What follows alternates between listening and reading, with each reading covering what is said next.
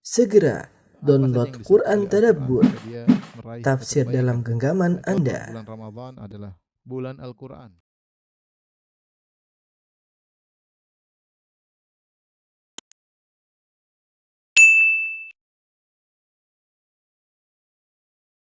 Assalamualaikum warahmatullahi wabarakatuh. Alhamdulillahi ala ihsanih wa syukru lahu ala taufiqihi wa amtinanih wa asyhadu an la ilaha illallah wahdahu la syarika lahu ta'ziman li sya'nih wa asyhadu anna Muhammadan abduhu wa rasuluh da'ila ridwanih. Allahumma salli alaihi wa ala alihi wa ashabihi wa ikhwani. Para dokter, para pemirsa yang dirahmati oleh Allah Subhanahu wa taala, pada kesempatan berbahagia ini kita akan membahas suatu perangai yang sangat dianjurkan dalam Islam, yang hendaknya setiap kita berhias dengan perangai tersebut.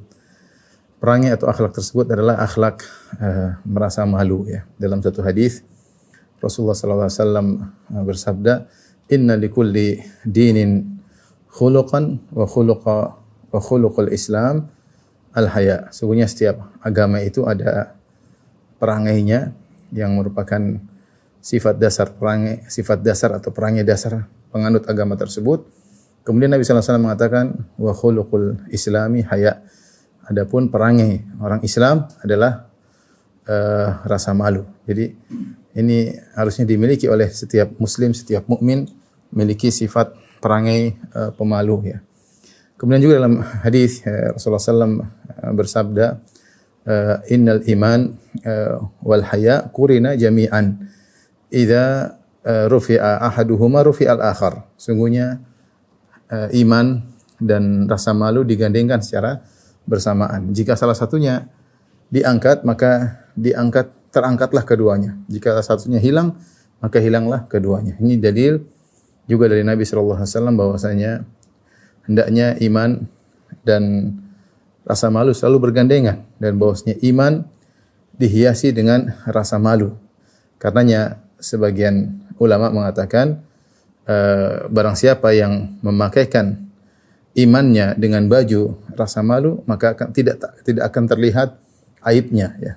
Jadi seakan-akan rasa malu adalah pakaian yang menutup keimanan, sehingga tidak nampak kekurangan-kekurangan dari iman tersebut. Adapun seorang yang tidak memiliki rasa malu, maka imannya akan luntur. Karena ketika dia sudah tidak punya rasa malu, maka dia akan nekat melakukan apa saja.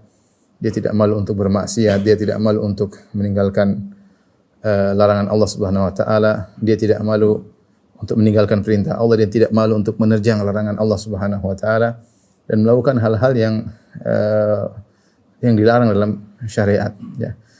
Demikian juga dalam hadis Rasulullah SAW bersabda, al-imanu 73 syu'bah. Sungguhnya iman itu ada bid'un wa sab'una syu'bah. Al-iman bid'un wa sab'una syu'bah. Iman itu adalah 70 sekian cabang.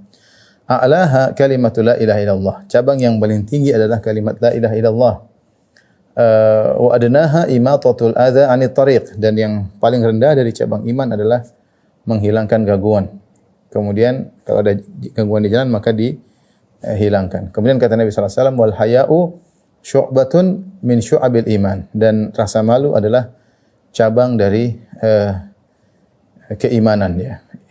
Kenapa? Para ulama menjelaskan rasa malu merupakan cabang dari keimanan, karena dengan rasa malu tersebut seorang akan tergiring kepada perbuatan-perbuatan yang mulia dan akan tergiring untuk menghindari perbuatan-perbuatan yang buruk.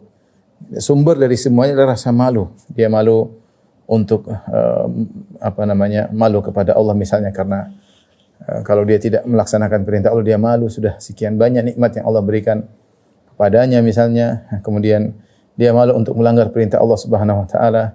Dia malu melakukan hal-hal yang buruk di hadapan masyarakat ya. Dia malu untuk pelit, dia malu untuk tidak perhatian sama istri, sama anak, dia malu tidak berbakti kepada orang tua. Artinya rasa malu inilah yang merupakan master atau sumber yang membuat dia melakukan banyak kebaikan dan membuat dia meninggalkan banyak larangan. Maka pantas jika Rasulullah SAW mengatakan al-haya'u syu'batun min syu'abil iman. Sungguhnya rasa malu adalah cabang dari keimanan. Dan tadi sudah kita jelaskan pada dalil sebelumnya, Nabi SAW mengatakan, al-iman wal haya kurina jami'an. Sungguhnya iman dan rasa malu digandingkan bersama-sama. Idza rufi'a adahuma rufi'al akhar. Jika salah satunya hilang, maka hilang keduanya. Maka seorang beriman dia pasti memiliki sifat malu. Semakin rasa malunya luntur, semakin hilang, maka semakin hilang keimanannya. Sehingga rasa malu dan iman berbanding lurus. Lihatlah berbanding lurus. Iman dan rasa malu berbanding lurus ya. Semakin tinggi rasa malu seorang, maka biasanya iman juga tinggi, dan semakin rendah rasa malu seorang, maka biasanya iman juga rendah. Lihatlah kejadian-kejadian yang terjadi di zaman kita sekarang ini. Kerusakan-kerusakan yang ada, maksiat-maksiat yang ada. Kalau kita perhatikan apa sebabnya? Sebabnya tidak punya rasa malu. Sebabnya karena rasa malu sudah hilang. Kita bicara dengan kejadian, lihatlah kejadian sekitar kita sekarang. Seorang korupsi tidak malu-malu. Nanti dia korupsi, udah ketahuan, kemudian dia mencalonkan dirinya lagi, padahal koruptor. Tapi tidak punya malu sama masyarakat bahwasanya dia pernah korupsi. Dan bisa jadi korupsi berulang-ulang, tidak punya rasa malu. Subhanallah. Ya, tidak punya rasa malu. Sampai seperti kita nonton di berita, sebagian koruptor ketika ditangkap masih sempat dada-dada di hadapan masyarakat. Enggak punya malu. Harusnya kan malu. Ini kalau korupsi mungkin tutup muka, malu, ketahuan. Enggak punya malu. Kenapa? Karena karena imannya sudah kurang ya. Ketika rasa malu hilang, apapun dia nekat lakukan ya. Ini menunjukkan pentingnya rasa malu. Banyak wanita yang tidak punya rasa malu sehingga tampil di media dengan menampakkan sebagian aurat mereka. Justru di antara mereka ada yang bangga dengan menampilkan aurat mereka. Tidak punya malu sama sekali. Tidak punya malu ya. Memang tidak malu sama orang tua, kayak malu sama kakak, kayak malu sama adik. Tidak punya malu ya. Bahkan lebih parah sebagian orang-orang melakukan zina, kemudian menyoting perbuatan mereka, kemudian disebarkan di dunia maya dan tidak punya malu. Ini kondisi yang menyedihkan. Dan masyarakat juga aneh, maksud saya kadang sebagian orang sudah terjerumus dalam hal tersebut masih dielu-elukan.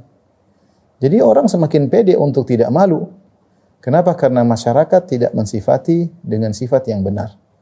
Seorang sudah berzina kemudian masih dielu-elukan, seakan-akan tidak punya salah. Seorang koruptor masih dipilih kembali, seakan-akan tidak punya salah. Sehingga orang buat apa malu?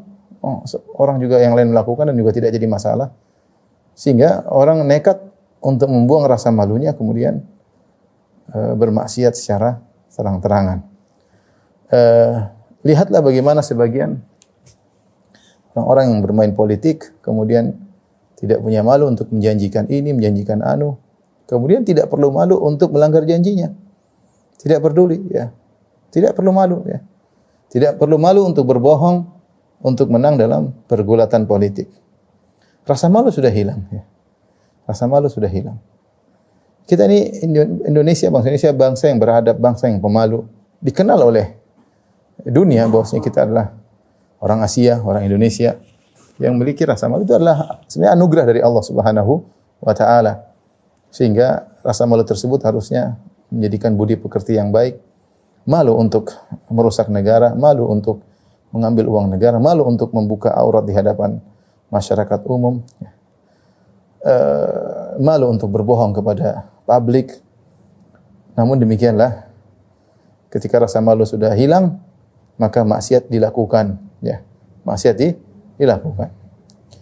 Pembahasan tentang rasa malu semakin urgent ketika kita melihat kondisi sekarang dengan dunia maya, dengan tayangan-tayangan yang mengerikan, ya, baik film-film, ya, tayangan-tayangan, ya, yang di situ tidak ada rasa malu lagi. Film-film Barat, film-film orang kafir, film-film yang merusak akhlak, merusak moral, ya, film-film perselingkuhan, ya. Orang-orang yang suka nonton film seperti ini, rasa malu mereka akan pudar. Sehingga mereka menganggap hal itu suatu hal yang biasa. Pertemuan misalnya laki-laki ketemu dengan selingkuh dengan istri orang, seorang wanita selingkuh dengan suami orang, atau laki-laki dengan istrinya ketemu dengan temannya dengan istrinya, atau sang laki mencium istri temannya, kemudian istrinya dicium oleh teman lelakinya. Ditonton oleh anak-anak kita yang masih kecil. Karena orang tuanya sendiri suka nonton, sehingga akhirnya menjadi hal yang biasa, yang harusnya perkara yang memalukan jadi tidak malu lagi. Menonton acara-acara drama-drama Korea atau film-film Korea atau lagu-lagu Korea yang ya hanya merusak moral anak kita, sehingga anak tidak malu untuk membuka aurat, tidak malu untuk membuka jilbab. Dia tonton seperti itu tiap hari, seperti itu, tidak malu, ya bahkan akhirnya para anak-anak wanita lebih berani daripada laki-laki. Perempuan yang mengirim chatting ke laki-laki, remaja-remaja putri yang berani mengganggu remaja-remaja putra. Ini semua akibat tontonan-tontonan yang berada di medsos dan kurang pengawasan orang tua, ya. Oleh karenanya pembahasan tentang rasa malu semakin urgent, terutama penting untuk diri kita pribadi untuk memiliki rasa malu, dan juga untuk kita tanamkan kepada anak-anak kita. Kita doktrin tentang rasa malu, ya. Sejak mereka kecil, malu jangan begitu, enggak boleh. Ini enggak boleh, ya. Malu kita ingatkan, ya. Dengan malu inilah membawa banyak orang ke dalam pribadi yang tinggi, akhlak yang mulia, ya. Karena memiliki rasa malu. Ketika rasa malu sudah hilang, maka lenyaplah akhlak yang mulia, iman pun pudar, ya. Dan seorang kalau sudah tirai malunya sudah dia robek, maka dia melakukan apa saja yang hendak dia lakukan. Karenanya ketika ada seorang menasihati saudaranya atau adiknya fil haya, dia mengatakan kepada adiknya, kenapa malu? Enggak usah malu, ya. Kadang-kadang kita begitu, ya. Enggak usah malu. Kenapa mesti malu? Maka Rasulullah SAW menegur dia, da'hu. Jangan, biarkan dia malu, biarkan dia memiliki rasa malu. Fa innal haya la ya'ti illa bi khair. Karena rasa malu itu tidak mendatangkan kecuali kebaikan. Biarkan seorang memiliki rasa malu. Ya, dia melakukan sesuatu, mungkin dia malu sehingga lihat rono-rono merah di wajahnya. Ini menunjukkan dia tidak mau melakukan kesalahan, malu melakukan kesalahan depan orang. Ini bagus, biarin aja. Ya. Dia malu kepada orang, dia malu kepada Allah, dia malu pada agamanya jika dia mencoreng agamanya, ya. Innal haya la ya'ti illa bi khair, kata Nabi sallallahu alaihi wasallam, rasa malu tidak mendatangkan kecuali kebaikan, ya. Ini karena orang yang biasanya memiliki rasa malu memiliki budi pekerti yang tinggi. Kalau sudah tidak punya malu, jalan ke sana ke sini, bicara seenaknya, bicara kotor, ya. Tidak peduli, kemudian ceplas-ceplas mulutnya, dia tidak peduli. Kenapa? Tidak punya rasa malu. Tidak punya rasa malu. Taib, ikhwan dan akhwat yang dirahmati Allah Subhanahu wa taala, pada kesempatan kali ini kita akan bahas suatu hadis yang diriwayatkan oleh Mas'ud Uqbah bin Amr Al-Ansari Al-Badri.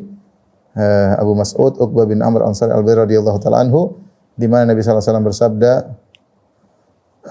inna mimma adraka an-nasu min kalamin nubuwatil ula idza lam tastahi fasna ma syi'ta, ya. Di sini kata Nabi sallallahu alaihi wasallam,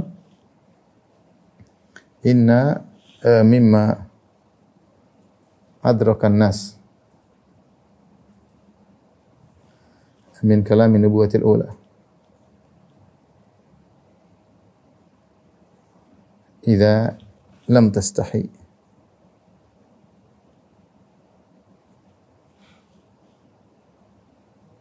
fasna ma syi'ta. Kata Nabi sallallahu alaihi wasallam, sungguhnya di antara perkara yang didapati oleh manusia dari perkataan-perkataan yang pertama dari perkataan para nabi adalah, jika engkau tidak punya malu, lakukanlah apa yang kau kehendaki. Ya. Di antara, perhatikan, di antara yang didapati oleh masyarakat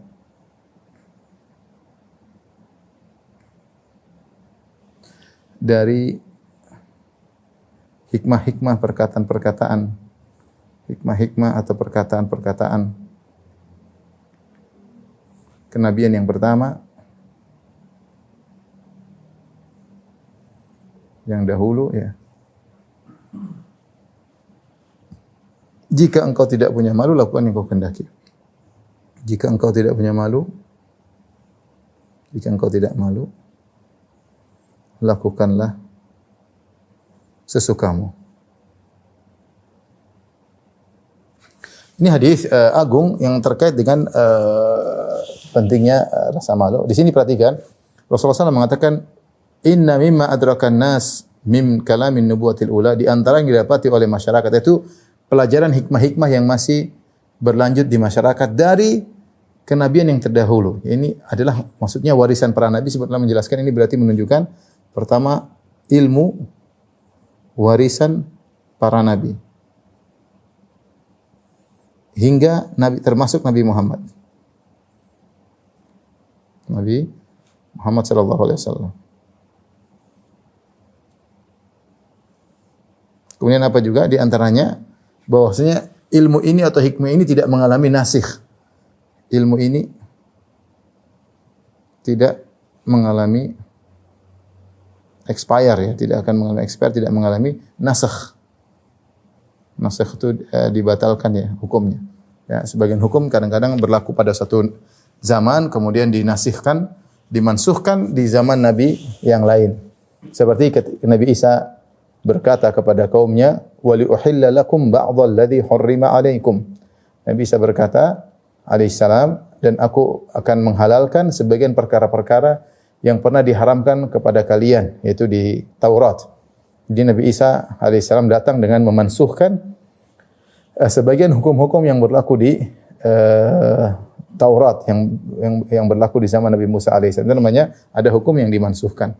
Demikian juga Nabi Muhammad SAW datang dengan banyak hukum yang memansuhkan hukum-hukum yang dahulunya berlaku di Bani Israel. Tapi di antara hukum-hukum yang tidak mengalami nasakh, artinya tetap berlaku, ya, tidak akan direvisi, tidak akan diganti, ya. Dan ini merupakan ilmu warisan seluruh para nabi adalah ini. Jika engkau tidak malu, lakukanlah sesukamu. Ini adalah ilmu yang seluruh nabi menyebutkannya. Makanya dia mengatakan, Inna mimma adrakan nasu min kalamin nubuwatil ula. Di antara yang didapati dari kenabian sejak pertama. Artinya setiap nabi mewariskan ini. Ini ilmu yang disampaikan oleh para nabi. Penting.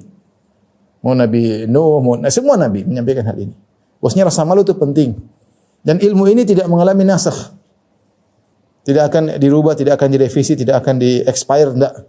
Ya, berlaku sampai Nabi Muhammad SAW sampai zaman kita. Apa ilmu tersebut? Jika engkau tidak malu, maka lakukanlah sesukamu. Ya, maka lakukanlah sesukamu. Ya, karena saya katakan tadi, rasa malu itu mengantarkan kepada keimanan dan mengantarkan kepada perangi-perangi yang mulia. Ya, di antara perkataan yang indah adalah perkataan Umar bin Khattab radhiyallahu taala anhu. Kata Umar bin Khattab, "Wa man qala haya'uhu qala wara'uhu." Siapa yang sedikit rasa malunya maka sedikit waroknya. Dia tidak warok, nekat melakukan ini, nekat ngomong ini, enggak mikir-mikir dulu. Ceplas-ceplas tidak mikir terlebih dahulu, bikin komentar tidak mikir terlebih dahulu. Enggak punya malu, asal ngomong, asal melakukan, asal bergerak, asal beraktivitas. Ya, dia tidak punya warok. Wa man qala wara'uhu mata qalbuhu, dan siapa yang waroknya kurang maka hatinya qalbunya akan mati. Dan tadi bahwasanya rasa malu ya mengantarkan kepada banyak kebaikan. Oleh karena di antara sifat Nabi SAW adalah Rasulullah sangat pemalu. Rasulullah sangat pemalu. Abu Sa'id Al-Khudri radhiyallahu anhu berkata, "Kana Rasulullah SAW ashadda haya'an min al-azra fi khidriha, wa kana idza kariha syai'an arafnahu fi wajhihi." Adalah Rasulullah sallallahu alaihi wasallam memiliki rasa malu lebih daripada seorang gadis yang dipingit dalam pingitannya. Kebiasaan orang Arab dahulu kalau ada gadis mereka ada ruang khusus dipingit. Jadi dalam rumah ada ruang khusus dipingit di situ. Artinya wanita ini sudah gadis siap untuk menikah, punya rasa malu ya. Dan Rasulullah SAW lebih malu daripada wanita tersebut, daripada gadis tersebut. Oleh karenanya wa kana idza kariha syai'an arafnahu fi wajhihi. Kalau Rasulullah tidak suka sesuatu maka terlihat dari rona wajahnya. Ya. Rasulullah tidak mengucapkan Rasulullah SAW diam saja terlihat dari wajahnya.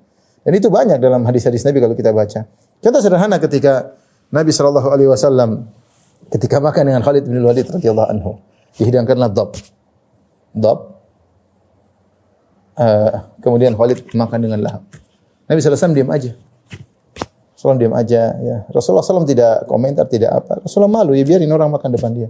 Sampai Khalid bin Walid bertanya, "Ya Rasulullah, engkau tidak makan dhab, kadal gurun ya.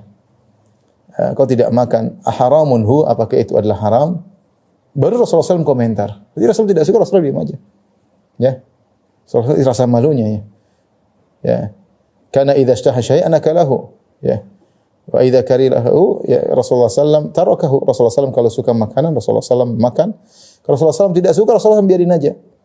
Tidak rasa malu mengantarkan Nabi tidak mengomentari semua dalam benaknya dikeluarkan ya. Maka Khalid bertanya aharamun hu, apakah ini haram wahai Nabi sallallahu alaihi wasallam? Maka Nabi berkata, "La walakin lam yakun bi ardi qaumi fa ajiduni a'afuhu." Namun ini tidak, kata Nabi, bukan haram, tetapi ini tidak ada di kampungku. Aku tidak biasa makan seperti ini. Bahasanya, aku menyepati jiwaku tidak biasa makan seperti ini. Ini kata-kata yang dipilih oleh Nabi SAW ya. Jadi Rasulullah SAW memiliki rasa malu yang tinggi ya. Dan banyak contoh-contoh bagaimana rasa malu Nabi SAW terlihat dari wajahnya. Demikian dalam hadis misalnya ketika Rasulullah SAW naik mengalami Isra Mi'raj, kemudian sampai di atas, kemudian Allah Subhanahu wa taala mewajibkan salat 50 waktu. Kemudian Rasulullah SAW turun, Rasulullah SAW ketemu dengan Nabi Musa. Kata Nabi SAW, kata Nabi Musa alaihissalam, mintalah keringanan kepada Allah. Fa inna ummataka la tutiqu dzalik. Umatmu tidak bakalan mampu salat 50 waktu sehari semalam. Rasulullah SAW naik lagi, kemudian diturunkan 5. Jadi 45. Rasulullah SAW turun lagi, dan Nabi Musa minta keringanan. Rasulullah bolak-balik sampai sudah 5. Ketika tinggal 5, Nabi Musa berkata lagi, "Wahai Muhammad, mintalah keringanan. Inni qad jarrabtu ummati, aku telah mencoba umatku tidak mampu salat 5 waktu." Ya. Fas'aluhu takhfif, mintalah keringanan kepada Allah Subhanahu wa taala. Maka dia mengatakan, aku malu untuk minta keringanan lagi ya. Faqad istahyaitu min rabbi, kata Nabi, aku malu kepada Rabbku. Oleh karenanya rasa malu, sifat malu adalah sifat yang dicintai oleh Allah Subhanahu wa taala. Ya, dalam satu hadis dari riwayat Ibnu Abbas, Rasulullah SAW pernah berkata kepada salah seorang sahabat, "Inna fika khoslataini yuhibbuhumallah."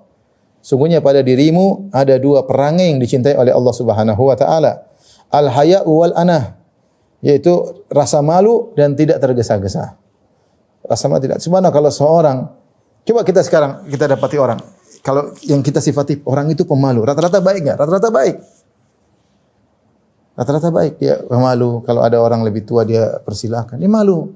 So, ngomong. Kalau tidak punya malu di majelis ngomong terus enggak punya malu.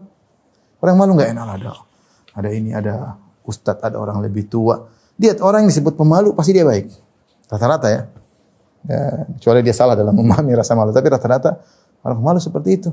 Dipuji pasti. Anak-anaknya pemalu ya. Bukan ceplas-ceplas, sehingga jangankan melakukan yang haram. Yang tidak haram saja, tapi kalau itu enggak enak dia enggak ungkapkan. Kenapa dia malu? Dia malu. Dan betapa bahagia seorang suami ketika memiliki seorang yang pemalu, istri pemalu. Punya istri pemalu enak. Kalau tidak pemalu, minta sana, minta sini, ceplas-ceplas ngomongnya, ke sana kemari, tidak punya malu. Kalau punya malu, meminta sama suaminya malu enggak enak. Kalau suaminya kasih sesuatu, dia malu, dia merasa, aduh suami saya baik sekali. Bahagia punya istri pemalu. Kalau istri enggak punya malu, kurang mas, minta lagi. Jadi orang yang rata-rata memiliki pemalu itu bagus ya. Ketika dia punya sifat dasar pemalu, tinggal dia kembangkan dengan agama, dengan ilmu agama. Semakin dia pupuk dengan baik, sehingga dia mengarahkan rasa malunya dengan hal-hal yang baik. Makanya sifat malu dicintai oleh Allah Subhanahu wa taala. Nabi SAW berkata, "Inna fika khoslataini yuhibbuhumallah." Sungguhnya pada dirimu ada 2 perangai yang dicintai oleh Allah, yaitu al-haya'u wal anah, yaitu rasa malu dan tidak tergesa-gesa.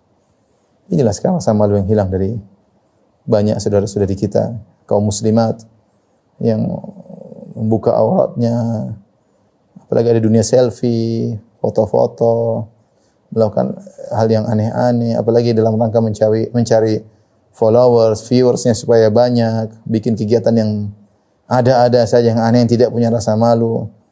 Dan ketika dia menghilangkan rasa malunya, memang banyak yang suka lihat seperti itu. Banyak yang suka ketika lihat dia tidak punya malu. Taib,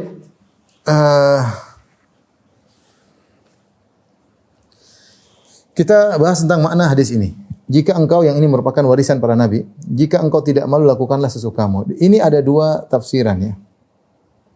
Dua pendapat. Pendapat pertama maksudnya adalah celaan. Celaan. Artinya kalau kau tidak punya malu, lakukan saja. Ya. Celaan. Ya. Bukan berarti artinya kalau kau punya malu, jangan lakukan. Ya. Maknanya, ya, jika kau malu,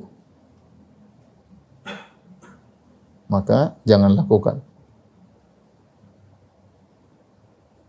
Metode seperti ini sama seperti firman Allah Subhanahu wa taala, misalnya ini celaan dalam bentuk perintah, dia celaan tapi dalam bentuk perintah. Jadi lakukanlah jika kau tidak punya malu, lakukan apa yang kau kehendaki. Kau tidak punya malu, mau apa terserah. Tapi sebenarnya itu cercaan, celaan. Artinya kalau kau punya malu jangan kau lakukan, seperti firman Allah Subhanahu wa taala, fa'budu ma syi'tum min duni. Kata Allah, fa'budu ma syi'tum min duni. Apa artinya? Sembahlah yang kalian kehendaki selain Allah. Sembahlah selain Allah yang kalian kehendaki, yang kalian suka. Apakah boleh menyembah selain Allah? Jawabannya tidak boleh. Cuma ini perintah tadi maksudnya celaan. Kalau tidak punya malu, mau bikin apa? Kalau tidak punya malu terserah mau ngapain. Sama.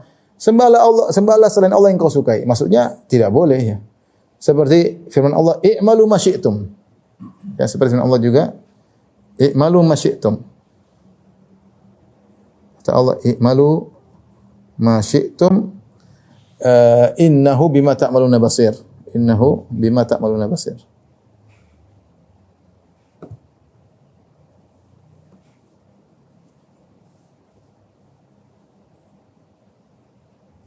Perhatikan kata Allah Subhanahu wa taala, lakukanlah yang kalian sukai. Lakukanlah sesuka kalian. Sesungguhnya Allah Maha melihat. Allah Maha melihat. Misalnya Allah mengatakan, boleh enggak saya begini? Boleh, terserah. Allah, yang penting Allah catat. Allah Maha melihat. Malaikat catat, silakan. Ini maksudnya peringatan. Ya. Jadi, idza lam tastahi fasna ma syi'tu, kalau kau tidak punya malu lakukan apa yang kehendaki, maksudnya itu peringatan. Celaan bagi orang yang melakukan apa saja karena tidak punya malu. Nah, kalau kamu punya malu jangan lakukan seenaknya, mikir dulu dong. Ini bagus atau tidak? Ini perkara yang memalukan atau tidak? Ini melanggar syariat atau tidak? Ini pendapat pertama tentang hadis ini. Maknanya perintah namun maksudnya adalah celaan. Pendapat yang kedua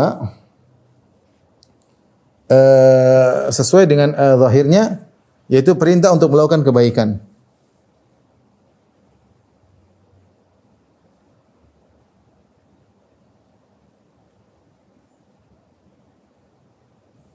Ya, artinya apa? Jika kau tidak malu, jika ini perkara bukan memalukan, lakukanlah. Ya. Jika ini bukan perkara memalukan,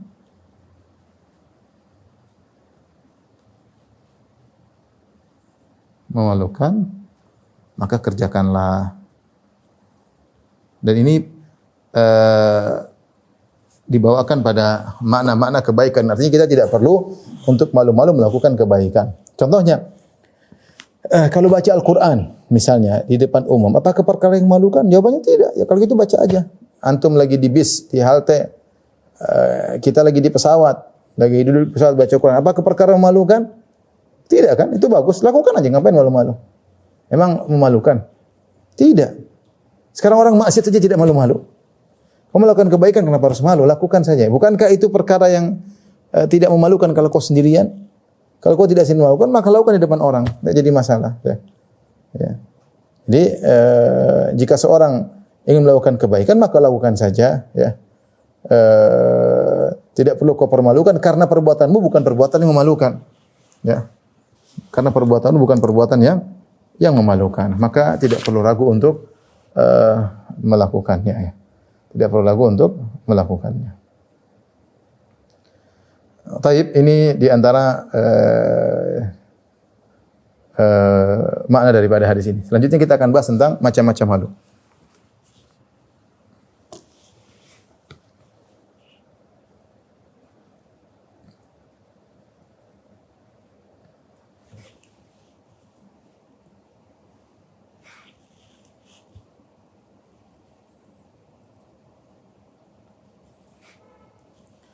Pertama adalah malu kepada Allah. Ya.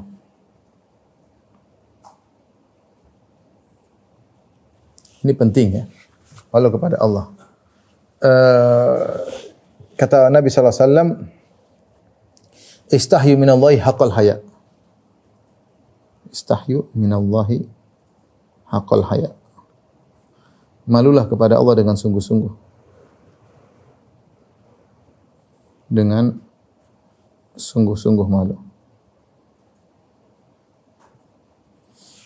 Ini membuat kita untuk menjauhi kemaksiatan. Kita malu kepada Allah Subhanahu wa taala.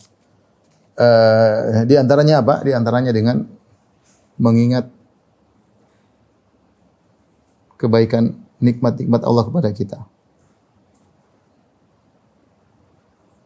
Kita malu. Ya. Allah sudah kita kasih kita mata. Kata Allah Subhanahu wa taala, "Alam naj'al lahu 'ainain wa lisana wa syafatain." Bukankah kami telah menjadikan baginya dua mata dan lisan? Malu, Allah sudah kasih kita mata, kemudian kita lihat yang haram. Malu, Allah sudah berikan kita kenikmatan, Allah sudah berikan kita kesehatan, Allah berikan kita banyak kenikmatan, kemudian kita membangkang perintahnya. Oleh karena di antara tafsiran ketika Nabi Yusuf alaihissalam digoda oleh Imra'atul Aziz yang dikenal dengan orang menyebutnya Zulaikha, namun tidak ada dalil yang sahih. Artinya Imra'atul Aziz ketika merayu Nabi Yusuf alaihissalam, ya, qalat haytalak, ya, wa ghallaqatil abwaba wa qalat haytalak. Dia sudah tutup seluruh pintu, kemudian dia mengatakan, "Kemarilah wahai Yusuf." Dia Yusuf. Kata Nabi Yusuf alaihissalam, "Qala ma'adzallah." Aku berlindung kepada Allah. "Innahu rabbi ahsana mathwaya." Sungguhnya Rabbku telah berbuat baik kepadaku. Lihat Nabi Yusuf malu kepada Allah untuk melakukan maksiat dengan mengatakan innahu rabbi ahsana maswaya. Sungguhnya Rabbku telah berbuat baik kepadaku. Di antara tafsir, dua tafsir dalam ayat ini. Ada yang mengatakan Rabbku maksudnya majikanku, yaitu suamimu berbuat baik kepada aku. Aku malu. Dan dua-duanya kepada malu. Tafsiran pertama, Rabb di sini maksudnya adalah tuanku, majikanku. Seakan-akan Nabi Yusuf berkata, sungguhnya majikanku, yaitu suamimu wahai Zulaikha wa Imratul Aziz, telah berbuat baik-baik kepada aku. Bagaimana aku berkhianat dengan istrinya sementara dia seorang lelaki yang sangat baik.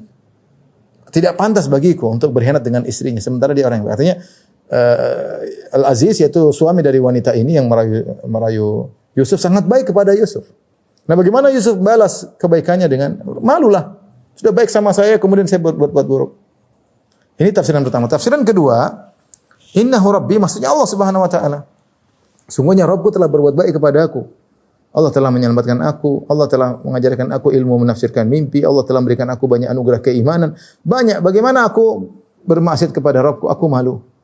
Karena dia telah banyak berbuat baik kepada aku. Maka seorang mengingat kebaikan-kebaikan Allah, ya, kepadanya akan mendatangkan rasa malu kepada Allah Subhanahu wa taala, ya. Kemudian juga mengingat bahwasanya Allah akan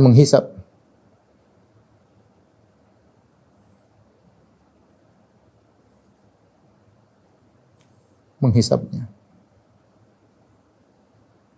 Dan bisa jadi Allah menghisapnya secara berdua saja kalau dia memang orang beriman, dan itu tentu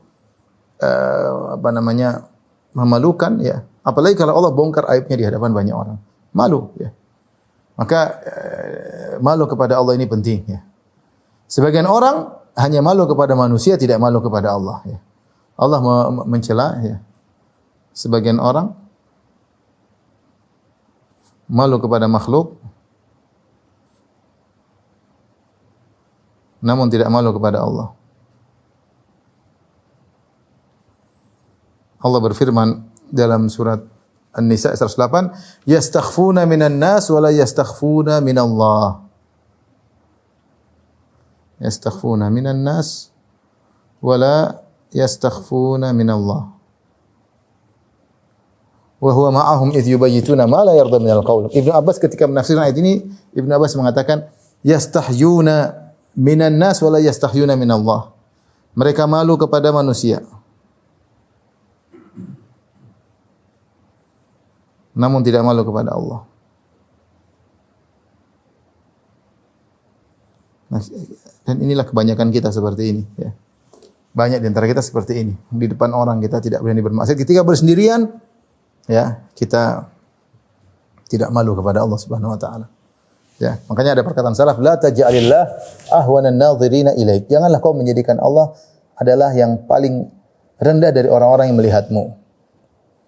Jadi kita tahu Allah melihat kita. Kalau orang lain lihat kita, kita malu melakukannya. Tapi kalau Allah yang melihat, kita tidak peduli. Seakan-akan Allah lebih rendah daripada yang lainnya. Ini perkataan sebagian salaf, la taj'alil Allah ahwanan nadhirina ilaik. Jangan kau jadikan Allah yang paling rendah di antara yang melihat kepadamu. Jadi kita tumbuhkan rasa malu kita kepada Allah. Sudah kasih kamu, Allah sudah tutup aibmu, Allah sudah ini, sudahlah malulah, berhenti. Malu kepada Allah Subhanahu wa taala. Malu Allah sudah berikan banyak nikmat, cuma salat 5 menit kita enggak salat dengan baik. Malu, ya. Malu Allah sudah kasih kita banyak kenikmatan, suruh salat ya sebentar aja, ya. Sedekah sedikit kita pelit, ya. Padahal semua rezeki juga dari Allah Subhanahu wa taala. Ini malu kepada Allah, ya. Ini disyariatkan, ya. Kemudian di antaranya, ya, sebagian ulama membawakan kepada ini kalau apa namanya, Nabi SAW masih hidup, itu malu kepada Rasulullah. Malu kepada Rasulullah. Ini ketika Rasulullah SAW masih hidup, ya. Tentu para sahabat malu kepada Rasulullah SAW, ya. Seperti Abu Hurairah radhiyallahu anhu ketika dia bertemu Nabi di sebagian jalan dan dia belum mandi junub, ya. Maka dia pun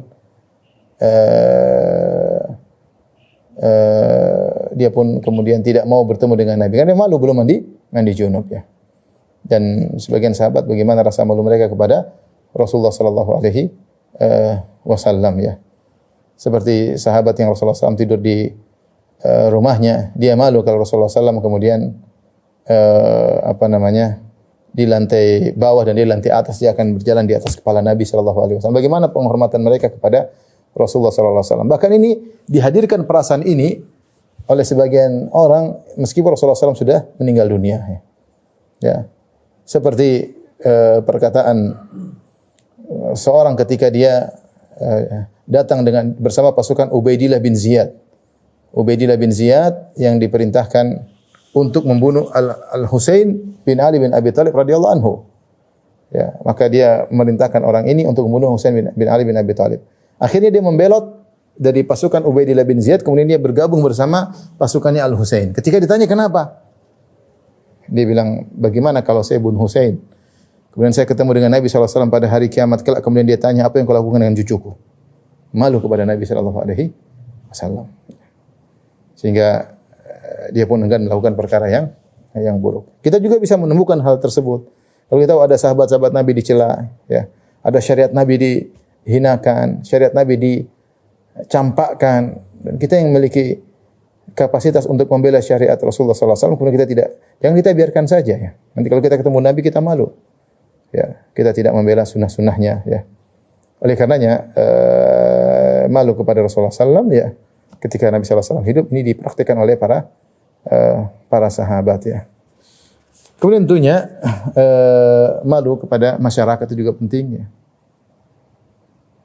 Malu pada norma-norma masyarakat. Alhamdulillah, saya katakan tadi kita bangsa Indonesia adalah bangsa yang memiliki sifat malu, ya, dan ini sifat mengantarkan kepada banyak kebaikan, ya. Seorang jangan melakukan apa yang dia kehendaki, ya, seenaknya, ya. Dulu para ahlul hadis bicara tentang muru'ah. Ada perkara-perkara yang secara zatnya hukumnya boleh. Namun jika dilakukan bikin memalukan, ya. Namanya muru'ah, ya. Demikian juga kita di zaman kita ini ada perkara-perkara yang kita lakukan hukumnya boleh secara syariat, tapi ini malu dilakukan di hadapan banyak orang. Maka kita menjaga diri kita tidak melakukan hal-hal tersebut agar tidak jatuh muru'ah kita di hadapan masyarakat, ya. Karena kita disuruh berakhlak dengan akhlak yang mulia. Demikian ikhwan dan akhwat yang dirahmati Allah Subhanahu wa taala, jangan lupa untuk semakin dekat dengan Allah Subhanahu wa taala, mengenali sifat-sifat Allah Subhanahu wa taala, agar menumbuhkan rasa malu kita kepada Allah Subhanahu wa taala. Dan jangan lupa juga untuk bergaul dengan orang-orang yang pemalu. Kalau kita bergaul dengan orang yang pemalu, maka kita akan tumbuh sifat malu tersebut. Tapi kalau kita bergaul dengan orang yang tidak punya malu, lama-lama kita juga ketularan dengan mereka, tidak punya malu. Wallahu ta'ala a'lam bishawab. Wabillahi taufiq wal hidayah. Assalamualaikum warahmatullahi wabarakatuh.